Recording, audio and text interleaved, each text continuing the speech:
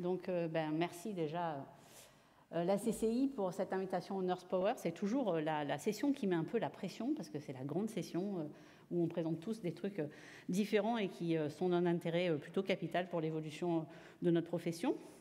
Donc moi, je viens vous parler de l'avenir. Bon, c'est facile parce que vous connaissez déjà tous, donc voilà, on vous attend. Donc l'avenir, c'est, si on reprend un peu l'histoire finalement, alors je vais être rapide, en plus Sylvie en a repris une partie aussi, mais vous voyez que notre métier, c'est pas si vieux, quoi. Ni notre métier, ni l'AREA d'ailleurs.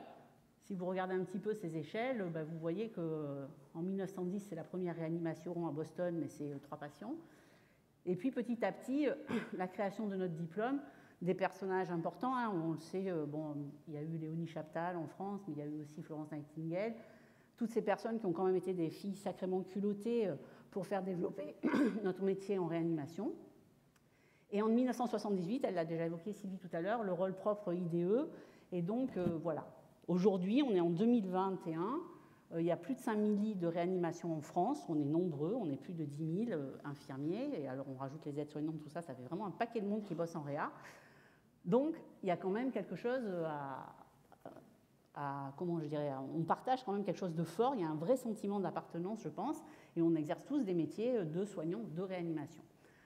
Parallèlement à ça, je vous ai mis une petite frise aussi qui illustre un petit peu le rassemblement des infirmiers selon leur pays, des infirmiers de soins intensifs.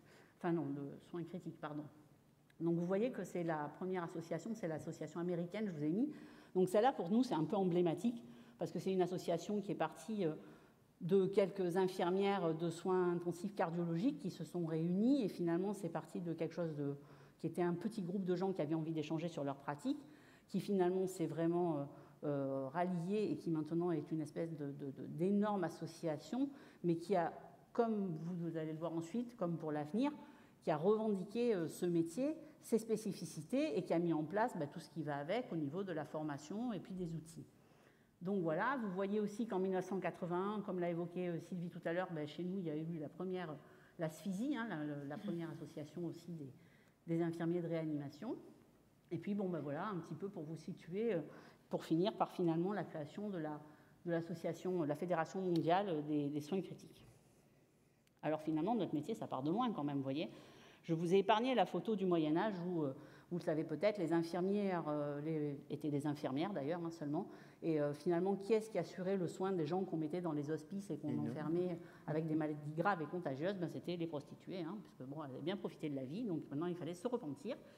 Et donc ça part de là, et puis la religion, l'impact que ça a eu, et puis vous voyez une profession toujours ultra féminine, l'avènement de la réanimation dite médicale dans les années 50, hein, à cause de l'épidémie de polio, l'avènement à ce moment-là aussi de la ventilation. Vous voyez la réanimation médicale à l'époque, c'était les poumons d'acier alignés comme ça. Et puis la réa qui continue à accélérer. Et puis 1970, là vous voyez, c'est la première ECMO à viser vraiment d'oxygénation. Et puis maintenant, on en est là, quoi. Hein, je veux dire ça, voilà.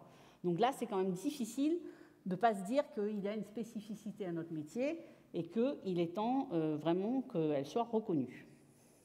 Les infirmiers de réanimation en France, je vais aller vite sur cette diapo, Sylvie en a beaucoup parlé aussi, mais il y a plus de 300 services de réanimation en France, plus de 10 000 infirmiers qui y exercent, de grandes sociétés savantes, des projets de recherche maintenant qui sont menés par des paramédicaux de plus en plus, hein, vous le savez, qu'ils exercent aussi en réanimation, des PHRIP, mais aussi des PREPS, donc des choses, il y a vraiment des choses qui se passent, les gens s'investissent, travaillent énormément.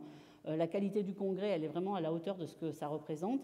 Et vous êtes tous ou beaucoup venus présenter des travaux de recherche locaux que vous avez réalisés ou voire nationaux.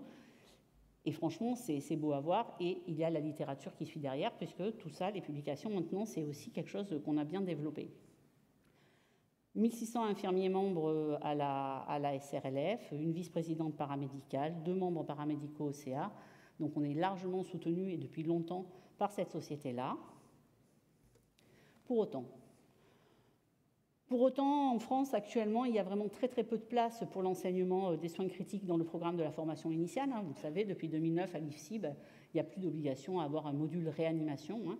On peut être inclus dans le module des soins d'urgence, donc parfois quelques heures, mais souvent finalement, et vous êtes tous sur le terrain, pour voir que les gens qui arrivent dans les services, qu'est-ce qu'ils ont? Eh bien, ils n'ont pas beaucoup de connaissances. Si on a de la chance, ils ont fait un stage, mais des lieux de stage, il n'y en a pas non plus, ce n'est pas illimité. Donc voilà, aucune formation spécifique, pas de formation d'adaptation à l'emploi uniforme, même si en effet il y avait eu une conférence, des recommandations des sociétés savantes pour dire il y a déjà plus de 10 ans que c'était indispensable d'avoir une formation d'adaptation à l'emploi d'environ 8 semaines. Pour l'instant, en tout cas, il y a des endroits, quand on discute un petit peu avec les gens, selon la taille de leur hôpital, la taille de leur animation, le personnel disponible, bref, ça peut aller de quelques jours à plusieurs semaines. Et on a pu voir au décours de l'année qu'on vient de passer que quelques jours de formation en réanimation ne formeront jamais un infirmier de réa, mais ça, je pense que je n'ai même pas besoin de vous en parler. Donc, aucune obligation de formation continue, et puis pas de reconnaissance ni de valorisation de la montée en compétences des infirmiers de réanimation. C'est comme ça qu'est née la Fédération nationale des infirmiers de réanimation. C'est l'AFNIR, c'est né il y a 1 an. Donc, il y a des infirmiers de toutes ces sociétés, donc les sociétés savantes, mais aussi les associations d'infirmiers de réanimation qui s'étaient montées notamment autour du Covid, de la situation pendant le Covid. Et bien, tout ça, ça a convergé, on s'est mis ensemble et on a créé la fédération. La fédération, elle est née il y a 1 an, elle a quasiment 1 an ces jours-ci, on va dire. Et vous voyez que ce qui est important, c'est que dès le départ, on a été soutenu par les sociétés savantes. Les objectifs, bon, vous pouvez les retrouver sur notre site en allant voir aussi, mais l'idée, c'est vraiment ça. C'est vraiment de faire reconnaître la profession d'infirmier de réanimation, de défendre l'importance de cette formation adaptée à la réalité du terrain. Donc, ce qu'on veut, c'est que oui, les infirmiers soient formés, mais formés de façon adéquate, d'une façon homogène aussi, que l'on soit formé à Lyon, Nice, Paris, Marseille ou peu importe, on ait tous reçu la même formation. Et ça va permettre d'identifier le métier d'infirmier de réanimation. On aura tous la même formation, les mêmes enseignements, les mêmes compétences. Mais plus que ça encore, ce que l'on souhaite aussi, c'est pouvoir évoluer dans notre profession. C'est-à-dire qu'on sait qu'on a un turnover important dans les services. Ça va changer ou pas, j'en sais rien. Mais en tout cas, nous, on espère bien que oui, parce que ce que l'on souhaite, c'est arrêter de perdre l'expertise, en fait. C'est arrêter d'avoir un personnel qui est très volontaire, mais très jeune. Et finalement, on a des unités. Moi, là où je travaille, c'est vrai qu'il y a beaucoup de gens qui, l'ancienneté moyenne, c'est 2 ans, 2 ans et demi. Et puis, au bout de 2 ans, souvent, ils s'en vont. Ils s'en vont, alors certes, pour toutes les raisons du monde, mais il y a aussi ceux qui aimeraient bien rester, mais qui trouvent qu'il manque un petit truc à faire en plus.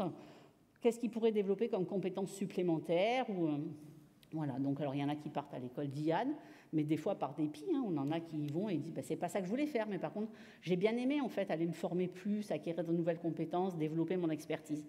C'est sur ça que nous on vous propose de travailler, et donc c'est pour créer notre métier d'infirmier de réanimation, rendre possible une évolution professionnelle et financière bien sûr aussi pour les gens qui exercent en réanimation comme vous, en lien avec les spécificités, mais aussi permettre d'envisager la masterisation et le développement d'une carrière universitaire pour les infirmiers qui le souhaitent et que l'on souhaite voir aussi à un certain niveau un certain pourcentage au sein des services. En fait, ce qu'on aimerait, c'est qu'il y ait dans chaque service un pool d'infirmiers experts qui serait un peu à l'image des clinical nurses, et qui vraiment auraient poussé leur niveau de compétence et leur expertise et pourraient permettre de ce fait, d'en faire profiter et bénéficier ses collègues. Alors l'AFNIR, qu'est-ce qu'on a fait finalement? Ça fait 1 an qu'on est là, mais est-ce qu'on a fait des trucs? On ne parle pas trop de nous. La communication, jusque-là, on a essayé, mais on n'est peut-être pas les meilleurs à ça, parce qu'on est aussi infirmier à plein de temps et qu'on avait, comme vous tous, beaucoup de boulot. Mais quand même, on a fait quelques trucs. Et donc déjà, en plus d'être soutenu, comme je vous l'avais dit, par les sociétés savantes, on s'est organisé dès le début de la création pour rédiger quelque chose, une contribution au Ségur. Il y avait le Ségur qui s'organisait, on s'est dit c'est pas possible qu'on passe à côté, il faut qu'on envoie quelque chose, on l'a fait. En août, on a été édité au journal officiel, donc ça a posé notre existence vraiment. On a été audité quasiment dans la foulée par la Cour des comptes. La Cour des comptes, comme vous le savez ou pas, en fait, ils viennent auditer, ils sont missionnés sur un domaine, et puis ils vont aller auditer les gens, et puis ils vont rendre leur avis au gouvernement en émettant des recommandations. Ces recommandations n'ont aucun lieu d'obligation, mais c'est quand même eux qui font les propositions. Bon, si vous avez lu le rapport de la Cour des comptes, vous avez pu voir que quand même on était quand même cité largement et qu'il était proposé tout ce que je viens de vous dire, à savoir une meilleure formation, un meilleur quota d'infirmiers aussi et un peu plus d'argent. En octobre, on a publié une tribune pour la reconnaissance des compétences. Ça, c'était dans Le Monde. Et puis, en plus, on a commencé à travailler avec la DGOS sur la création de la plateforme Repère Covid. En fait, l'idée, ça a été de se dire, tiens, il y a plein d'infirmiers renforts qui arrivent. Donc, localement, les hôpitaux s'étaient organisés pour de la formation, mais il n'y avait pas d'outils, de e-learning. En tout cas, la DGOS a souhaité qu'on développe ça. Et en fait, ce n'est pas tant pour vous expliquer ce qu'est la formation Repère Covid, qui n'est pas une formation, mais qui est plutôt une base vraiment de j'arrive en réa, j'en ai jamais fait. C'est bien, je peux aller voir un support pour voir à quoi ressemble un respirateur. C'est quasiment ça, hein, ça part de très bas, et puis il y a un petit peu de formation complémentaire. Mais c'est pour vous dire juste que finalement, la DGOS, ils ont cherché à qui ils allaient pouvoir s'adresser, et ils se sont dit, c'est à l'avenir, puisqu'il y a une fédération nationale des infirmiers de réanimation, c'est avec eux qu'il faut qu'on bosse. Ça, bien entendu, parce qu'on était largement soutenus et promus, mais tout ça nous a permis d'accéder à cet échange avec la DGOS, et qui est plutôt maintenant en train de fructifier, puisqu'on travaille de manière régulière pour ce que va devenir, on espère en tout cas, le programme autour de la formation. En décembre, on a signé avec un éditeur pour écrire le manuel de l'infirmier en service de réanimation, donc qui sera un ouvrage de base tourné vers l'infirmier débutant, hein, pareil, quelques fiches qui vont pouvoir encadrer la montée en compétences et la découverte du domaine de la réanimation. Ça n'existe pas finalement, en tout cas il n'y a pas d'ouvrage récent, et donc c'est pareil, c'est l'AFNIR qui va participer, qui va rédiger cet ouvrage. Cette année, on ne s'est pas arrêté, hein. On a continué, donc on a été interpellé par les CNP, ARMPO et MIR, et du coup on a participé à la rédaction du guide de la réserve soignante en soins critiques. Je ne sais pas si vous en avez entendu parler. Actuellement, on a tous bien vu qu'on avait un problème quand même. Si on veut étendre nos réanimations de manière ponctuelle pour un événement sanitaire particulier, il faut trouver du monde, mais en plus, il faut qu'il soit formé. Alors, si on doit le former, on a vu, ça ne marche pas, hein, s'il arrive et qu'il n'est pas formé. Donc, il y a le projet de créer une réserve sanitaire. Tout ça, c'est pareil, on a été associé complètement à la rédaction de ce projet, et c'est le logo FNIR est dessus aussi. On a rencontré les instances, et notamment les gens qui s'occupent de la formation au ministère, pareil, pour faire des propositions. Là encore, c'est un travail de longue haleine, donc il est en cours. Mais voilà, pour vous dire qu'il n'y a pas rien qui se passe et actuellement, il y a beaucoup de discussions en cours. Depuis février, je vous l'ai dit, on a commencé un travail régulier avec des rencontres régulières avec la DGOS qui est tournée vers l'organisation du métier, à savoir sur le niveau de la formation, que ce soit la formation initiale à l'IFSI, avec quelques régions qui cette année vont pouvoir déjà inaugurer des systèmes qui ont été faits sur des réponses à des appels d'offres locaux ou peut-être nationaux, je ne sais plus d'ailleurs, pour proposer quelque chose au niveau des IFSI.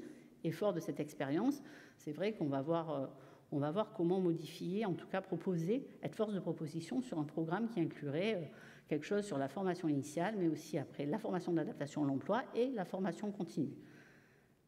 Voilà, récemment, on a été audité par l'IGAS aussi sur le capacitaire des réanimations. Il y a un travail qui est mené qui va être rendu à la fin de l'été. On a soutenu les infirmiers de réanimation en grève le 11 mai. On a plusieurs publications en cours. Le lancement du site a été fait aussi. Ça va vous permettre d'aller voir un petit peu plus ce qu'on y fait. Et puis, on termine là, aujourd'hui, par être ici au Congrès pour vous rencontrer. Donc, en gros, voilà, c'est pour vous dire juste que c'est une association qui s'est montée il y a 1 an avec des gens pleins de bonne volonté, de plus en plus de monde qui adhère, et ça, c'est vraiment ça. Mais surtout, vous dire aujourd'hui que ce qu'il faut, c'est qu'on a besoin de vous, on a besoin que vous et vos collègues adhériez aussi à l'avenir, parce qu'il n'y a qu'en étant très nombreux qu'on arrivera à mener les combats les plus loin. Donc voilà, on a besoin de vous, parce que tout seul, on va sûrement plus vite, mais ensemble, on va vachement plus loin. N'hésitez pas à devenir adhérent, rejoignez-nous, c'est important, vraiment, on est vraiment à une période, la charnière, on est à la croisée des chemins, et vraiment en continuant, vous avez vu en 15 ans ce que ça a fait au sein d'une société savante, la présence des paramédicaux. Donc là, c'est pareil, je pense qu'il est temps de devenir acteur vraiment de notre métier au niveau de ce qu'on est à l'extérieur, pas que dans le service. Et donc, il faut vraiment se motiver, et donc, rejoignez-nous.